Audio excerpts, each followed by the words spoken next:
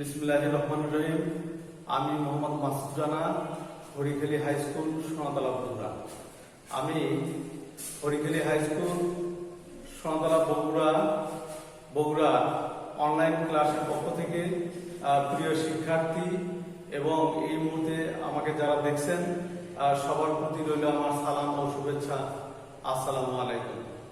প্রিয় শিক্ষার্থী এবং প্রিয় ভিউয়ার্স, আজকে আমি ষষ্ঠ শ্রেণী গণিত বিষয়ে তৃতীয় অধ্যায়ে অনুশীলনী 3.3 পৃষ্ঠা নম্বর 75 এইখান থেকে পড়াবো। প্রিয় শিক্ষার্থী, তোমরা বই খাতা কলম নিয়ে বসে পড়ো। এইখানে 75 পৃষ্ঠায় দেখো তোমরা 14 নম্বর একটা প্রশ্ন আছে। এই 14 নম্বর একটি সৃজনশীল প্রশ্ন, সেই সৃজনশীল প্রশ্নের আলোচনা আমি করবো ইনশাআল্লাহ। প্রিয় শিক্ষার্থী, এই সৃজনশীল প্রশ্নে আমরা দেখতে পাচ্ছি পূর্ণ সংখ্যা। তাহলে শুনতে আমরা পূর্ণ সংখ্যা কি সেটি আমরা জানি। প্রিয় শিক্ষার্থী, পূর্ণ সংখ্যা হলো শূন্য সহ সকল ধনাত্মক এবং ঋণাত্মক অখণ্ড সংখ্যাকে পূর্ণ সংখ্যা বলে। প্রিয় শিক্ষার্থী, আমি আবারও বলছি, শূন্য সহ সকল ধনাত্মক এবং ঋণাত্মক অখণ্ড সংখ্যাকে পূর্ণ সংখ্যা বলে। আর অখণ্ড সংখ্যা বলতে কি বুঝি আমরা? এখানে অখণ্ড সংখ্যা হলো ভগ্নাংশ নয়, দশমিক নয়, দশমিক ভগ্নাংশ নয়। যেগুলো সংখ্যা পূর্ণ সেটি ঋণাত্মক হতে পারে, সেটি ধনাত্মক হতে পারে, সেটি শূন্য হতে পারে। এই সকল সংখ্যাকে আমরা পূর্ণ সংখ্যা বলে থাকি। আশা রাখি সবাই বুঝতে পেরেছো। এখন আমরা এখানে দেখতে পাচ্ছি তিনটি সংখ্যা। ওই ধনাত্মক ঋণাত্মক সংখ্যা আমি বলেছিলাম প্রিয় শিক্ষার্থী সংখ্যা বলার সময়। তো এখানে -3 এটি একটি নিশ্চয় ঋণাত্মক সংখ্যা, 6 এটা +6 এটি একটি ধনাত্মক সংখ্যা। এই সংখ্যাগুলো দিয়ে এখানে ক খ গ এখানে একটি সৃজনশীল প্রশ্ন তৈরি করা হয়েছে।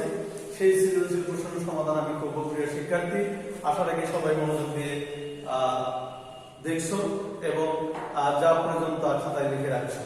প্রিয় শিক্ষার্থী, নাম্বার ক নম্বরের সমাধান আমরা দেখতে পাবো। আগে প্রশ্নটা আমরা দেখে নিই। প্রিয় শিক্ষার্থী, এখানে প্রশ্ন হলো -3 এবং 6, আবার 9 এবং -3। এখানে ব্র্যাকেট দেওয়া আছে, ব্র্যাকেটের মাঝে -3 + 6 এবং এখানে ব্র্যাকেটের মাঝে 9 - 6। এর মধ্যে বৃহত্তম চিহ্ন বা ক্ষুদ্রতম চিহ্ন বা সমান চিহ্ন এর যে কোনো একটি বসাতে হবে। প্রিয় শিক্ষার্থী, আমরা কোনটি বৃহত্তম কোনটি ক্ষুদ্রতম, আমরা যদি এরকম ডান হাতের সাথে ডান হাতের এই গ্যাপ যেটার সাথে মিলবে, ডান হাতের সাথে যদি মেলে তাহলে সেটি আমরা বলবো হলো বৃহত্তম সংখ্যা। আর বাম হাতটা যদি আমরা এরকম করি, সেখানটার সাথে যে চিহ্নটা মিলবে সেটি হলো ক্ষুদ্রতম সংখ্যা। প্রিয় শিক্ষার্থী, তাহলে প্রথমে এই সংখ্যাটি আমরা দেখি ডান হাতের সাথে মিলে গেছে, সেজন্য এটা বৃহত্তম চিহ্ন। আর বাম হাতের সাথে যেটা মিলবে সেটি হলো ক্ষুদ্রতম, আর এটি হলো সমান চিহ্ন। প্রিয় শিক্ষার্থী, তাহলে আমরা ক নম্বরে দেখতে পাচ্ছি এই দুটি সংখ্যার মধ্যে কোনটি ছোট কোনটি বড় সেটি আমরা এবার বের করব। প্রিয় শিক্ষার্থী, আমরা দেখতে পাচ্ছি এখানে 3 এবং 6। তো এই 3 এবং 6 আমরা লিখব এই -3 আর হলো এখানে 6। প্রিয় শিক্ষার্থী, এই দুটি সংখ্যার মধ্যে কোন সংখ্যাটি বড়, কোন সংখ্যাটি ছোট? আমি একটি বিষয় আলোচনা করে নিতে চাই। প্রিয় শিক্ষার্থী, এই যে ছোট বড় আমরা একটি সংখ্যা রেখার মাধ্যমে ছোট বড় আমরা চিহ্নিত করব, তেমনি একটা ছক বা চার্ট তোমরা লক্ষ্য করো।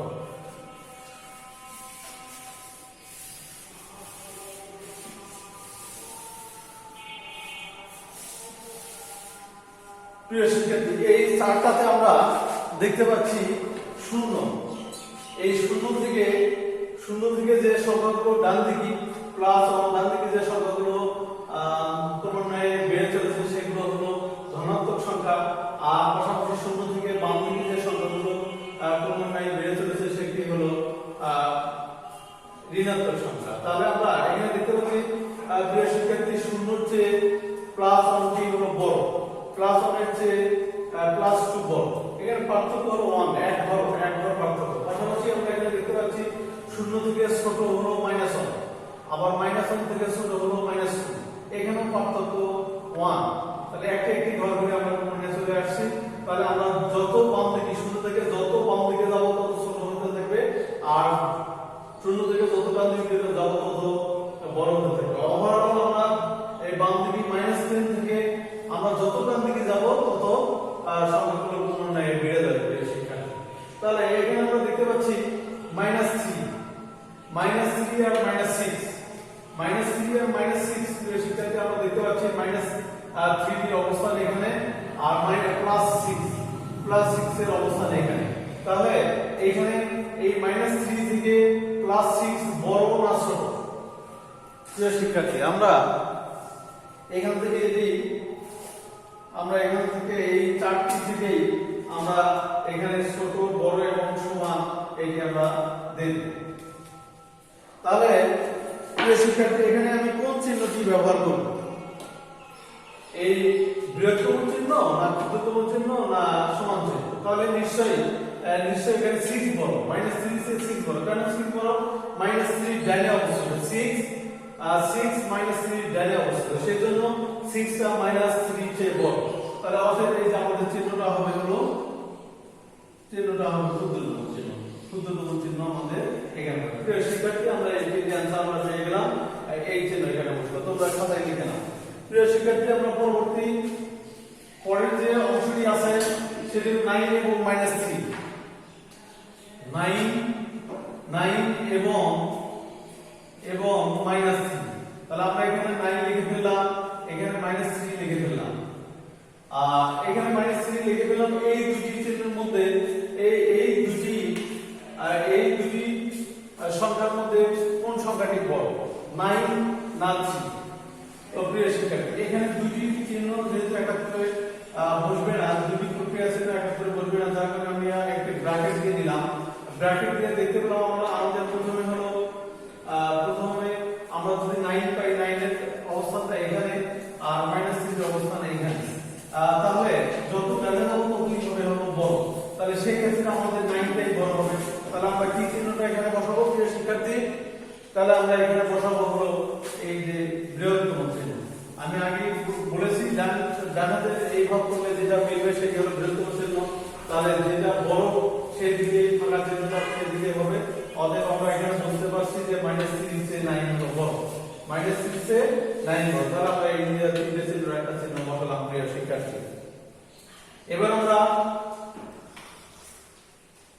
আমরা দেখি এখানে দেয়া আছে হলো -3 + 6 এবং 9 - 6।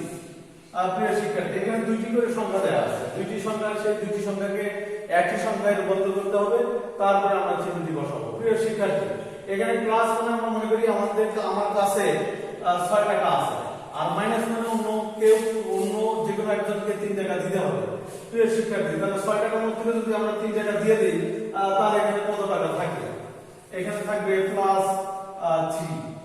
আর এখানে প্রিয় শিক্ষার্থী, এখানে যদি কোনো চিহ্ন না থাকে তাহলে আমাদের প্লাস ধরে নিতে হয়। তাহলে আমার কাছে মনে করি 9 টাকা আছে, সেই 9 টাকা থেকে 6 টাকা অন্য কাউকে দিয়ে দিতে হবে, তাহলে কত টাকা থাকবে প্রিয় শিক্ষার্থী? এখানে 9 টাকার মধ্যে থেকে 6 টাকা বাদ দিলে তাহলে এখানে 3 টাকা থাকবে। এখানে কোনো চিহ্ন না থাকলে প্লাস চিহ্ন ধরে নিতে হয় প্রিয় শিক্ষার্থী। তাহলে আমরা এই পাশে পেলাম +3, এখানে পেলাম এটাও +3 পেলাম। তাহলে এর মাঝে আমরা কোন চিহ্নটি বসাবো প্রিয় শিক্ষার্থী? এখানে greater than, smaller than and equal আছে। তো এখান থেকে দেখতে পাচ্ছি আমরা এই 3 আর এই 3 দুটি সমান, পরস্পর সমান, তাহলে এখানে সমান চিহ্ন বসবে। এখানে আমরা ইকুয়াল চিহ্নটা আমরা বসায় দিলাম।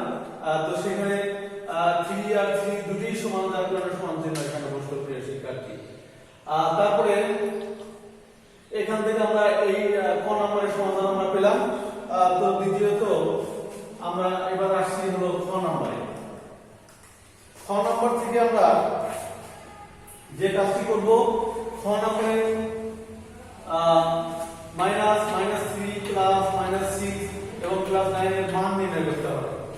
তো আমরা এই পূর্ণ সংখ্যার যোগ বিয়োগ থেকে আমরা একটি বিষয় জানি যে এখানে আমাদের একটি গুণ যদি করি আমরা প্রক্রিয়া চিহ্ন, এখানে মাইনাস আর তার সাথে মাইনাস যদি ইনটু করি, তাহলে আমরা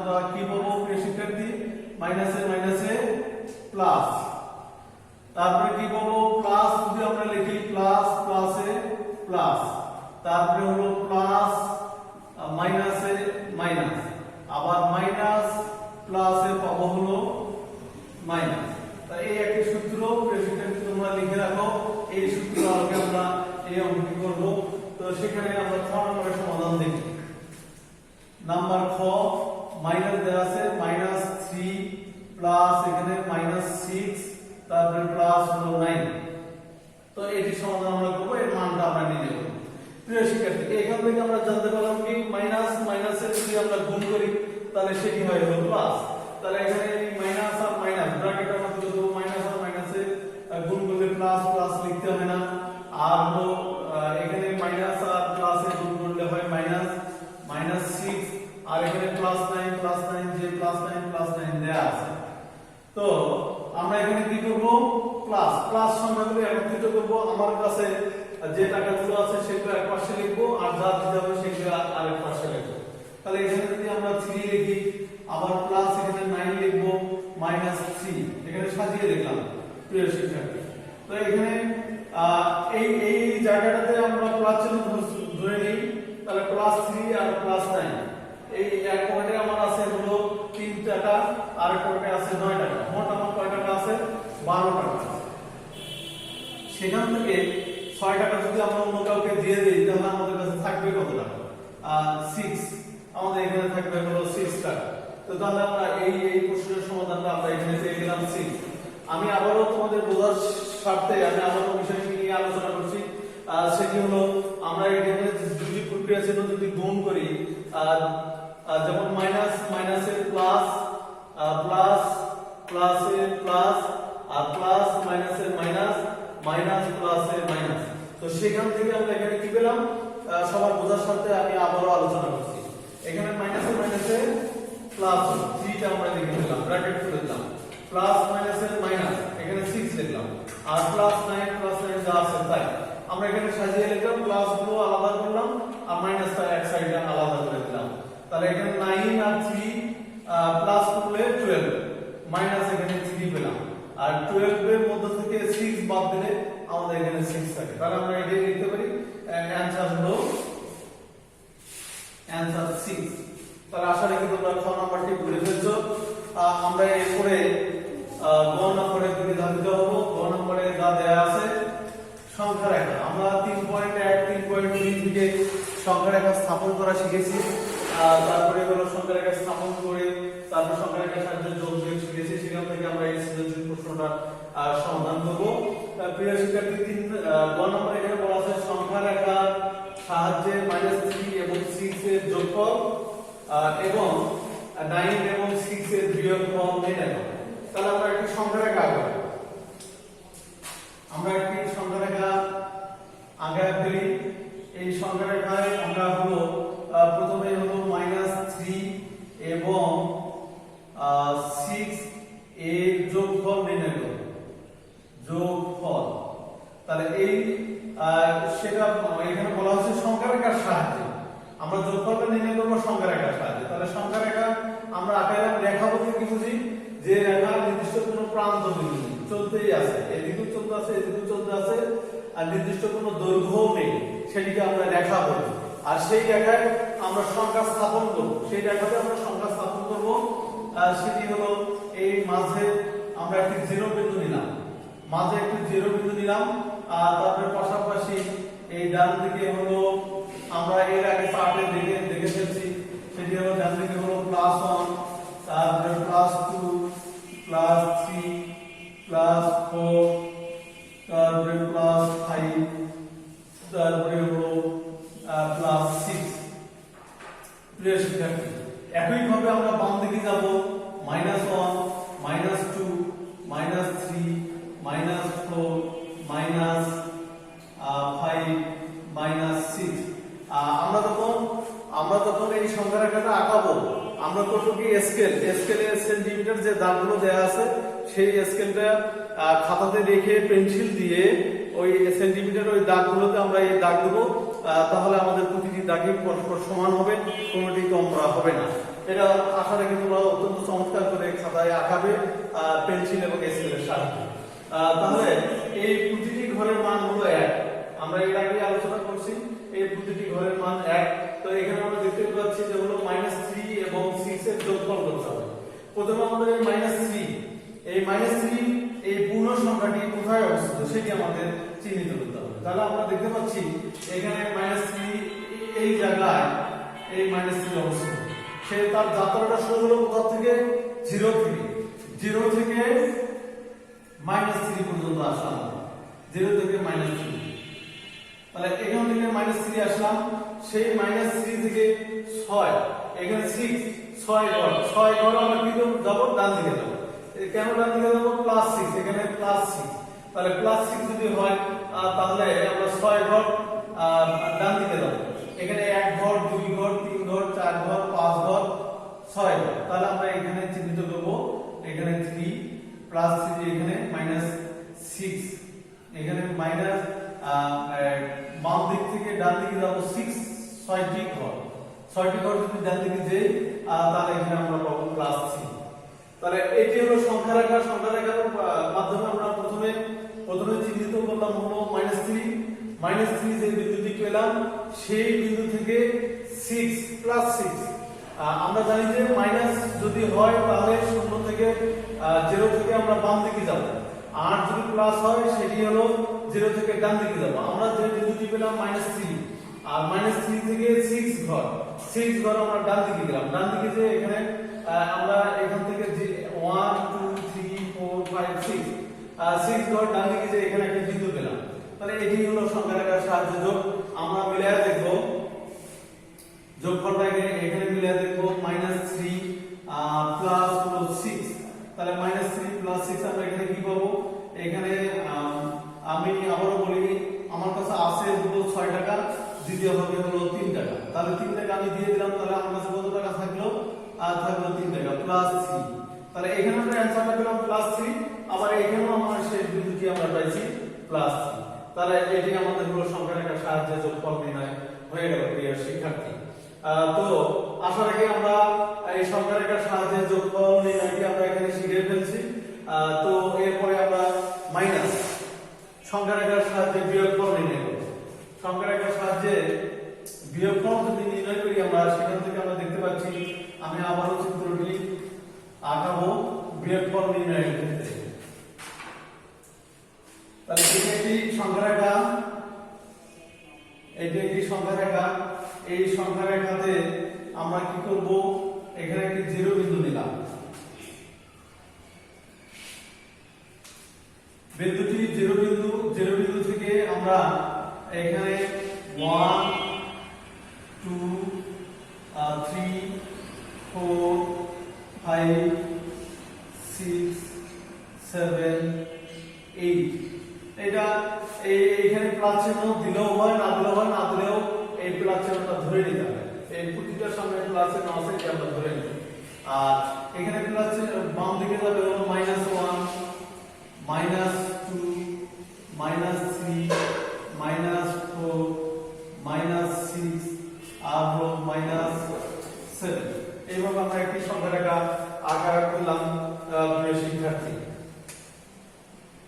তো প্রথমত এখানে আমাদের দেওয়া আছে বিয়োগফলটা আমরা নির্ণয় করব 9 এবং 6 এর বিয়োগফল নির্ণয় করব। 9 এবং 6 এর বিয়োগফল, 9 এবং 6 এর বিয়োগফল নির্ণয় করব। তাহলে প্রথমে আমাদের দেওয়া আছে 9 প্রিয় শিক্ষার্থী। তাহলে আমরা প্রথমে চিহ্নিত করব সংখ্যা রেখায় এই 9 এর অবস্থানটা কোথায়। তাহলে সংখ্যা রেখায় 9 এর অবস্থানটা প্রিয় শিক্ষার্থী 8 পর্যন্ত দিয়েছি। আমরা এখানে যত খুশি তত দিতে পারবো, যেহেতু একটি রেখা যতদূর যেতে পারি ততদূর যাবো, তারপরে এখানে চলতেই থাকবে। 9 দিতে পারি, এখানে 10 দিতে পারি। তাহলে প্রথমে আমরা 9 এর অবস্থানটা কোথায়, সংখ্যা রেখায় 9 এর অবস্থানটা কোথায়? আমরা সংখ্যা রেখায় 9 এর অবস্থানটা দেখতে পাচ্ছি এইখানে। তো আমরা 9টা এই সংখ্যা রেখা এখানে স্থাপন করে ফেললাম। তাহলে 0 থেকে কোন দিকে গেল? 9 এর মানটা ডান দিকে গেল, প্লাস মান ডান দিকে যাবে। তাহলে ডান দিকে গেলে এইখান থেকে আমরা যাত্রা শুরু করলাম, যাত্রা শুরু করে এই 9 পর্যন্ত আমরা এই পর্যন্ত গেলাম। এই পর্যন্ত যে 9 বিন্দুটি পেলাম, তারপরে সেখান থেকে আমাদের কি করতে হবে? বিয়োগ করতে হবে, বিয়োগ মাইনাস করতে হবে। তাহলে সেখান থেকে আমাদের 6 মাইনাস করতে হবে। 6 মাইনাস মানে কি? আমি এর আগে বলেছিলাম যে মাইনাস মানে হলো বাম দিকে, শূন্য থেকে বাম দিকে যাবে, আর মাইনাস মানে হলো বাম দিকে যাওয়া, আর প্লাস মানে হলো ডান দিকে যাওয়া। তাহলে আমরা এখান থেকে শূন্য থেকে 9 ঘর আমরা ডান দিকে গিয়েছি, সেখান থেকে 6 ঘর বাম দিকে আসবে। তাহলে 6 ঘর বাম দিকে যদি আসি তাহলে 6 এর অবস্থানটা কোথায় পাবো প্রিয় শিক্ষার্থী? তাহলে এখানে আমরা দেখতে পাচ্ছি 1 ঘর, 2 ঘর, 3 ঘর, 4 ঘর, 5 ঘর, 6 ঘর। 6 ঘর এখানে 3 তে এসে পেলাম 6 ঘর। তাহলে 6 ঘর যদি পাই প্রিয় শিক্ষার্থী, তাহলে এখান থেকে আমাদের যাত্রাটা হবে, যেহেতু মাইনাস বিয়োগ করতে হবে, তাহলে এখান থেকে শুরু করে এই পর্যন্ত আমরা এসে এখানে পাবো আমরা 6 -6 পাবো। এখানে যেহেতু বিয়োগ করতে বলা আছে সেজন্য আমরা এখানে মাইনাস চিহ্ন দিলাম। আর এখানে 9 ঘরটা এদিকে ডান দিকে গেছে, সেখানে 9 ঘর আমরা ডান দিকে গেলাম, ডান দিকে থেকে পেছন দিকে আসলাম আমরা 9 ঘর। তো তাহলে আমাদের এখানে বিয়োগফলটার মানটা আমরা অলরেডি পেয়ে গেছি। আমরা সেটি এখানে বিয়োগটা করে দেখি। 9 -6 9 - 6, তাহলে এখানে কি পাবো? মনে করি আমার কাছে আছে 9 টাকা, এখানে কোনো চিহ্ন নাই, তাহলে এটা প্লাস ধরে নিতে হবে। আমার কাছে আছে 9 টাকা, দিতে হবে 6 টাকা, তাহলে থাকবে কয় টাকা? এখানে 3। তাহলে 3 এখানে কি চিহ্ন? প্লাস। তাহলে এখানে প্লাস চিহ্ন, এখানে 3 দিয়ে এসে আমরা লাস্ট মানটা পেলাম প্রিয় শিক্ষার্থী। তাহলে আমরা নিশ্চয়ই বিয়োগফল নির্ণয় করা, সংখ্যা রেখার সাহায্যে বিয়োগফল নির্ণয় করা শিখলাম। তো আমি তোমাদের বোঝার স্বার্থে আমি আবারও আলোচনা করছি। প্রথমে আমরা শিখলাম হলো পূর্ণ সংখ্যা কাকে বলে, পূর্ণ সংখ্যা থেকে পূর্ণ সংখ্যা রেখায় কিভাবে স্থাপন করতে হয় সেই বিষয়টি আমরা ক্লিয়ার করার চেষ্টা করেছি। তারপরে পূর্ণ সংখ্যাগুলোর মান নির্ণয়, যোগ প্লাস মাইনাস থেকে আমরা পূর্ণ সংখ্যার মান নির্ণয় করতে পরে শিখেছি প্রিয় শিক্ষার্থী। তারপরে পূর্ণ সংখ্যার সাহায্যে যোগফল নির্ণয় করতে পেরেছি আমরা। তারপরে বিয়োগফল আমি এখানে দেখিয়ে ফেললাম। আর সেই ক্ষেত্রে বিয়োগফলের যদি তোমাদের সমস্যা থেকে থাকে আমি আবারও একটু আলোচনা করছি। এখানে 9 এবং 6 এর মধ্যে বিয়োগফল নির্ণয় করতে হবে, সেটি সংখ্যা রেখার সাহায্যে। তো আমরা প্রথমে একটি সংখ্যা রেখা আঁকালাম। সংখ্যা রেখা আঁকায় এখানে 0 বিন্দু থেকে ধনাত্মক মানগুলো ডান পাশে লিখলাম, ঋণাত্মক মানগুলো বাম পাশে লিখলাম। লিখে এই 9 সংখ্যাটি কোথায় অবস্থিত সংখ্যা রেখার সেই বিন্দুটি আমরা চিহ্নিত করলাম। এই 0 থেকে যাত্রা শুরু করে 9 এই বিন্দু পেলাম এখানে। সেইখান থেকে বিয়োগ করলাম আমরা 6, তাহলে 6 এখান থেকে 6 বিয়োগ করে আমরা এই বিন্দুটি পেলাম। এখানে 9 থেকে 6 বাদ দিয়ে আমরা পেলাম 3। তাহলে ফলে আমাদের সংখ্যা রেখার সাহায্যে বিয়োগফল নির্ণয় করা হয়ে গেল প্রিয় শিক্ষার্থী। তো আমরা আজকের আলোচনা থেকে আশা রাখি আমরা সংখ্যা রেখার সাহায্যে যোগ এবং বিয়োগ শিখলাম এবং সংখ্যা রেখার পূর্ণ সংখ্যা সম্পর্কে ধারণা পেলাম। তো আমরা আজকে একটি বাড়ির কাজ তোমাদের দিতে চাই। সেই দিক থেকে আমি আজকে যা শিখালাম সেই শিক্ষার থেকে তোমরা একটু বাড়িতে চেষ্টা করবা। বাড়িতে চেষ্টা করে বাড়িতে কাজটা করে তোমরা আমার কাছে জমা দিবা। আর সেটি হলো 9 প্লাস -6, এটি একটি সমস্যা। এই সমস্যাটিকে আমরা কি করব? সংখ্যা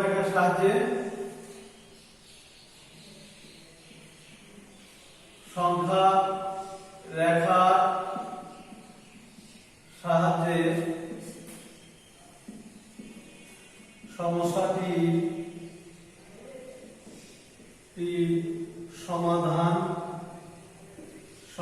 করো প্রিয় শিক্ষার্থী। আশা রাখি তোমরা এটি পারবে। আজকের আলোচনা থেকে তোমরা আশা রাখি পারবে। সমস্যা